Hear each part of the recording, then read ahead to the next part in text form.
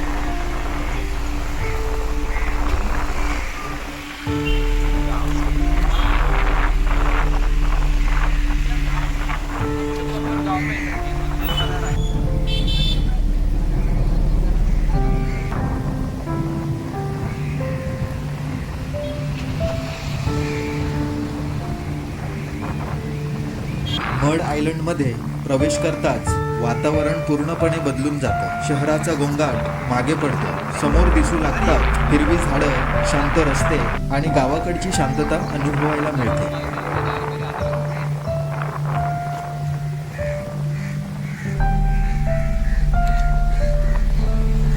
Hidden आहे भावात जाऊन नाही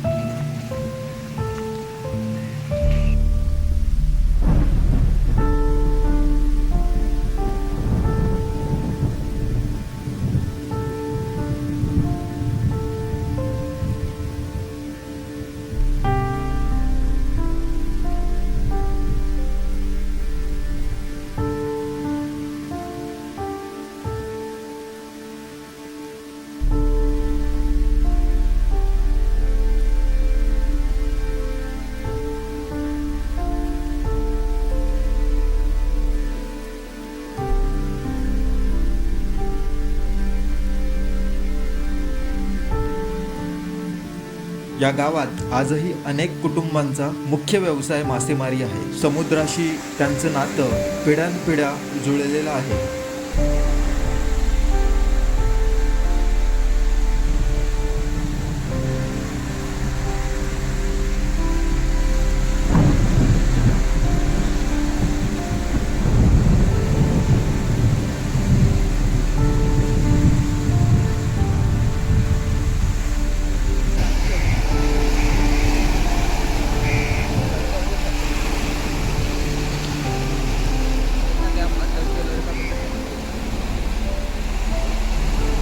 रिव्हील करते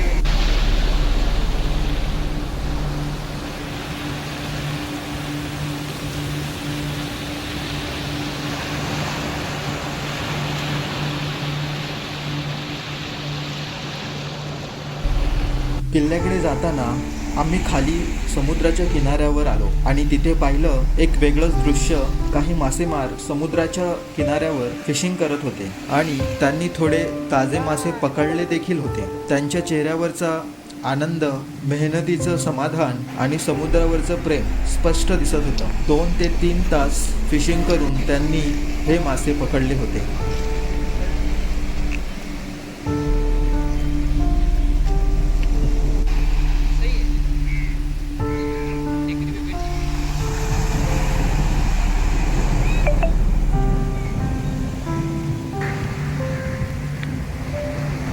समुद्र फक्त निसर्गाचा भाग नाही, अनेक कुटुंबियांच्या जगण्याचा आधार आहे आणि हे दृश्य पाहताना त्याची खरी जाणीव होते.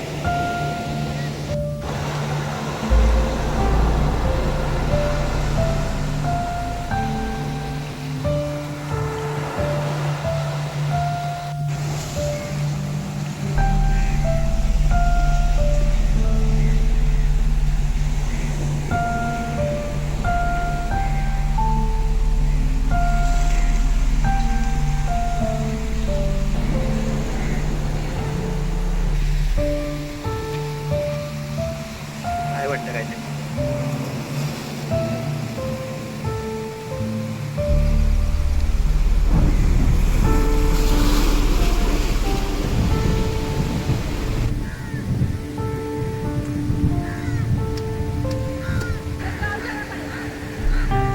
आजूबाजूला परिसर खूपच सुंदर आहे. एका बाजूला अथांग समुद्र, तर दुसऱ्या बाजूला नारळाची झाडं, खडक आणि गावचं शांत वातावरण.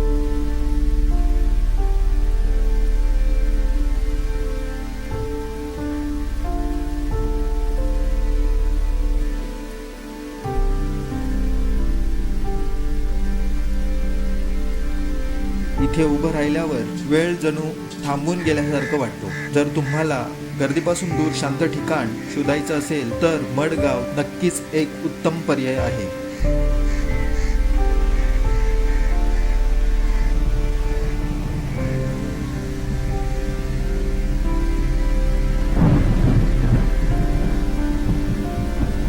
जरा सुंदर प्रवासाचा शेवट होतो तो मड किल्ल्याकडे. पोर्तुगीजांच्या काळात बांधलेला हा ऐतिहासिक किल्ला आजही समुद्र किनाऱ्यावर अभिमानाने उभा आहे. अनेक वर्षांचा इतिहास या किल्ल्याच्या प्रत्येक दगडात दडलेला आहे. किल्ल्यावरून दिसणारं समुद्राचं दृश्य मन मोहून टाकणार आहे. इतिहास, निसर्ग आणि समुद्र यांचं सुंदर मिश्रण इथे अनुभवायला मिळते.